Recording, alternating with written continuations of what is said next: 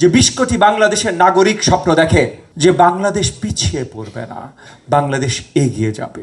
আমি ইতিমধ্যে অ্যানাউন্স করেছি যে কালচারাল এডুকেশন আমরা বড়ভাবে আমাদের প্রাথমিক শিক্ষায় নিয়ে আসব।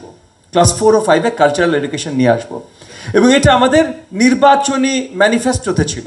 মাননীয় প্রধানমন্ত্রী জনাব তারেক রহমান এটা অনেক আগে থেকে পরিষ্কার করেছেন, কিন্তু এটা আমি পরিষ্কার করবার পর আমরা দেখলাম অনেক মহল থেকে এটার অনেক বিরোধিতা এসছে বা আসা শুরু হয়েছে। আমাদের বাচ্চারা নাচবে, আমাদের বাচ্চারা গান গাইবে, আমরা কি নাচার জন্য স্কুলে পাঠাচ্ছি? স্কুলে পাঠাচ্ছি তো পড়ার জন্য। এটা ভুল চিন্তা, ভুল ধারণা, এটা পরিষ্কার করা দরকার। এবং আরেকটা জিনিস পরিষ্কার করা দরকার যে মহান ধর্ম ইসলাম ধর্ম এই ধরনের কথা বলে না। এর জন্য আমি ওই যে প্রথমে বললাম না যে যখন কোরআন তেলাওয়াত দিয়ে শুরু হলো তখন সূরা আল ফালাকের বদলে সূরা আল আলাক দিয়ে শুরু করা উচিত ছিল।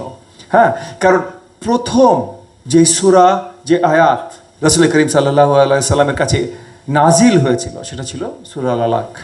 ইকরা বিসমি রাব্বিকাল্লাযী ফালাক, তোমার ঈশ্বরের নামে তুমি পড়ো।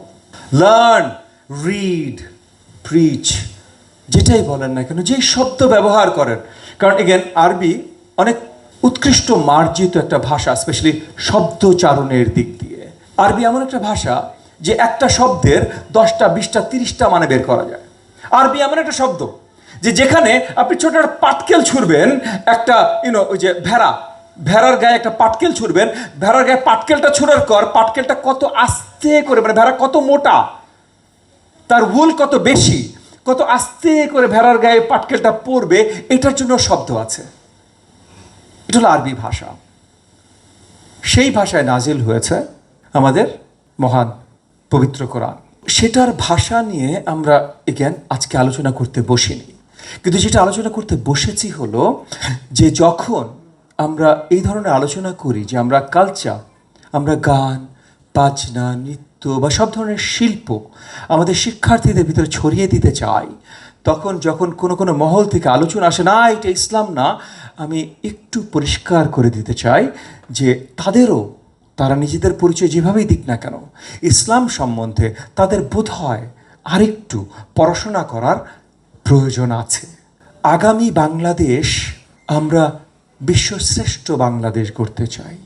আগামী বাংলাদেশ আমরা গড়তে চাই। আমাদের মাননীয় প্রধানমন্ত্রী জনাব তারেক রহমান স্বপ্ন দেখেন, আমি স্বপ্ন দেখি, এবং আমি মনে করি যে 20 কোটি বাংলাদেশের নাগরিক স্বপ্ন দেখে যে বাংলাদেশ পিছিয়ে পড়বে না, বাংলাদেশ এগিয়ে যাবে।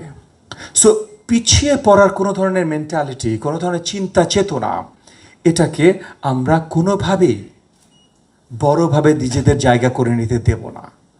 এবং আগামীতে বাংলাদেশ যদি এগিয়ে যেতে হয় তাহলে ক্রিয়েটিভ ট্যালেন্ট তৈরি করতে হবে আমাদের শিক্ষার্থীদের।